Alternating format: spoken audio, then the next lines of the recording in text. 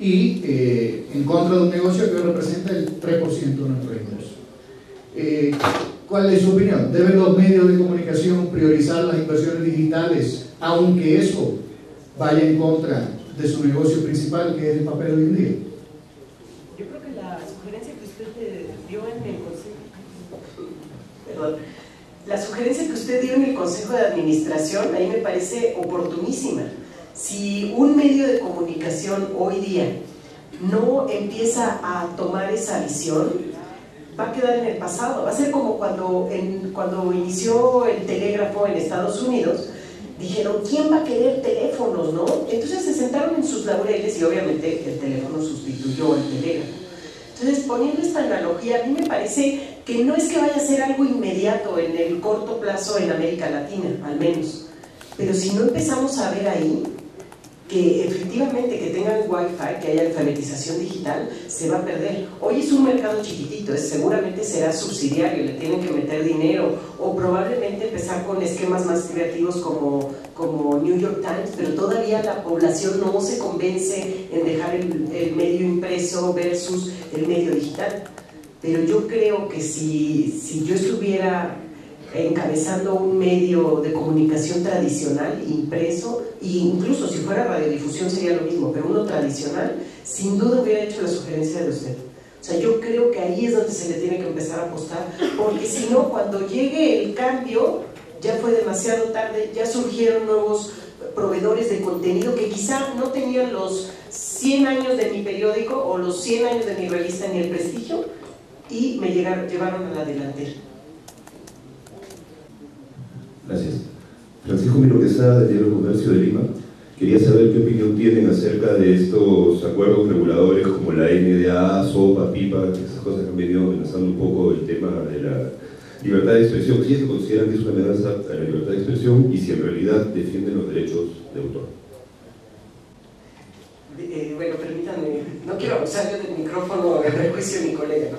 Pero en mi opinión, el tratado, el acta en contra de piratería y todo esto de propiedad intelectual, firmado por México, no obstante que se había opuesto el Senado, o sea, lo firmó Felipe Calderón de mutuo propio a medianoche en contra de toda la ciudadanía, a mí me parece lamentabilísimo. O sea, yo creo que sí hay un quebranto a la libertad de expresión y el derecho a la información. Y quizás si uno lee el texto del acta, dice, qué exagerados son estos fanáticos del Internet. Discúlpenme, pero en esa interpretación vaga, precisamente ahí es donde se abre la posibilidad de que, sobre pretexto de la protección de propiedad intelectual, se vulnere la libertad de expresión y el derecho a la información. Y no quiero decir que tenga un rango distinto. Nosotros en México, en la Constitución, tenemos en el mismo capítulo de derechos humanos, tenemos libertad de expresión, derecho a la información, y también hay un apartado en el artículo 28 donde dice que a los autores e inventores se les dará un privilegio, un monopolio exclusivo en determinado tiempo. Es decir, son dos derechos constitucionales. Sin embargo, el riesgo de que los países empiecen a meter la mano ahí me parece muy elevado. El año pasado, en diciembre, hubo una discusión en la Unión Internacional de Telecomunicaciones, en la Conferencia Mundial de Telecomunicaciones, donde no había presencia de prensa, digamos, y ahí se discutió un tema que pudo haber cambiado la naturaleza del Internet como hoy lo concibimos. Obviamente hubo estires y aflojes, y finalmente no prosperó la intención de países como China y otros, donde lo que querían era que los gobiernos se metieran a controlar Internet. Entonces los desafíos del mundo digital son elevadísimos. A mí me parece acta muy lamentable, y más lamentable que lo haya firmado el presidente Calderón, aun cuando el Senado, que se supone que es quien finalmente debe de ratificarlo, ya había dicho un año antes que no. Ese y las demás actas, las demás leyes de nuestros vecinos del norte, que han sido iniciativas y afortunadamente no han prosperado, me parece que no es el camino por el que se debe ir para el respeto a la propiedad intelectual. ¿Alguna otra pregunta? Muy bien.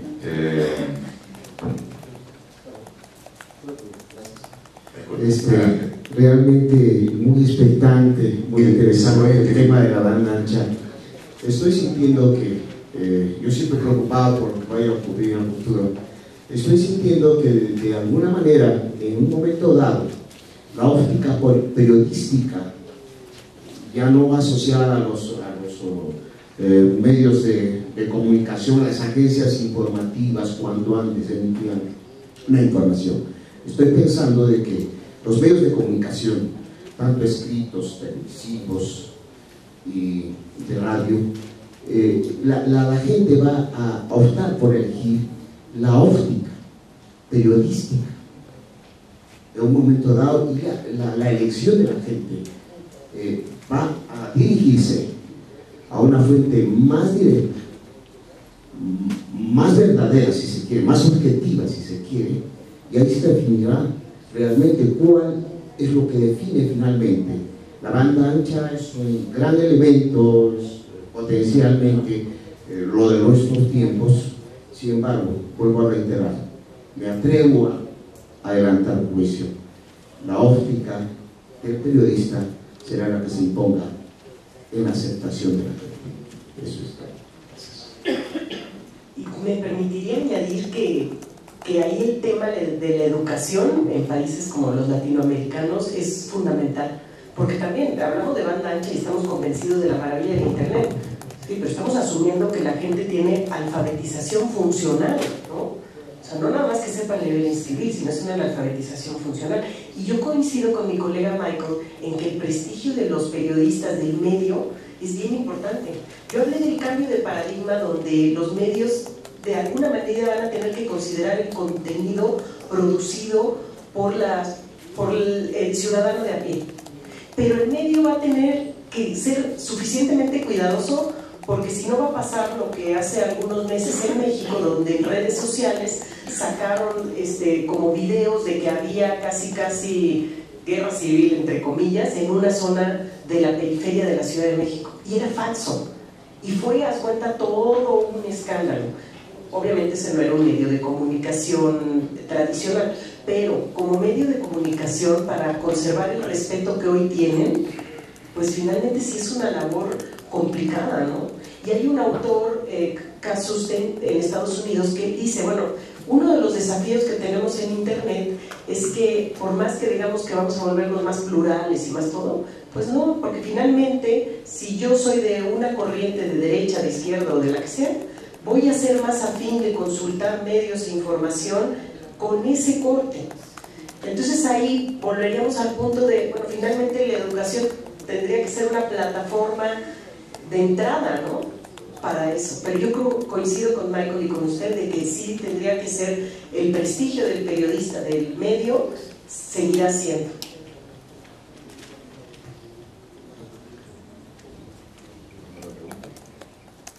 ¿Alguna otra pregunta? Yo quisiera preguntarle a Clara, la regulación en Internet. En mi país estamos enfrascados en un debate alrededor de una ley que está promoviendo el Ejecutivo o el Legislativo acerca de la regulación. Hay evidentes excesos que se están cometiendo en el Internet. Entonces, cuando un Estado intenta regular, ¿está violentando la libertad de expresión y el derecho a la información? El diablo está en los detalles, ese es el problema. En México también ha habido intentos de iniciativas de regular Internet. Algunas son malísimas, ¿no? Pero otras parecen sensatas. Se habla de neutralidad de la red, por ejemplo, ¿no? Entonces, neutralidad de la red, en pocas palabras, quiere decir si un proveedor de servicios de Internet puede discriminar entre un tráfico y otro, ¿no? Entonces uno diría, pues puede ser, ¿no? Porque quizá uno pagó más, que vaya más rápido su información, yo no pago menos, que vaya más lento. Sin embargo, ahí sí puede haber una violación a la libertad de expresión, porque si permitimos que se violente esa neutralidad tecnológica, pues estamos dando por dogma de fe que los proveedores de servicio de Internet son gente de primera, ¿no? Casi el filósofo rey de Platón, ¿no? Pues no, son seres humanos y pueden tener la tendencia a discriminar tráfico y contenido para mandar una visión.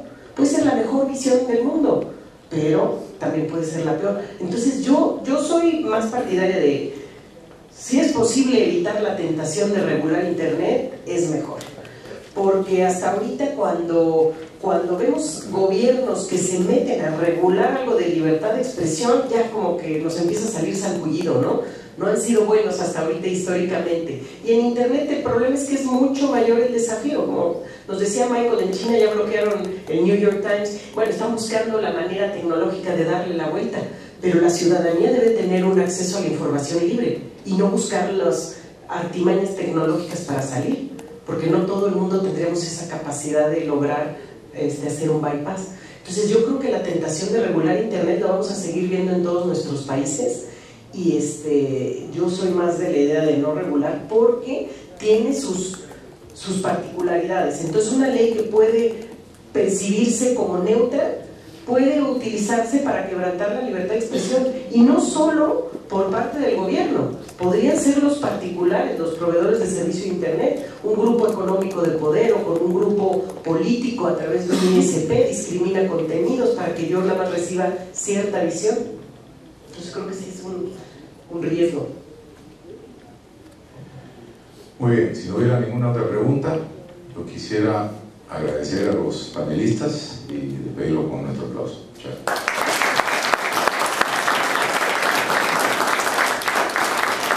Asimismo quiero hacer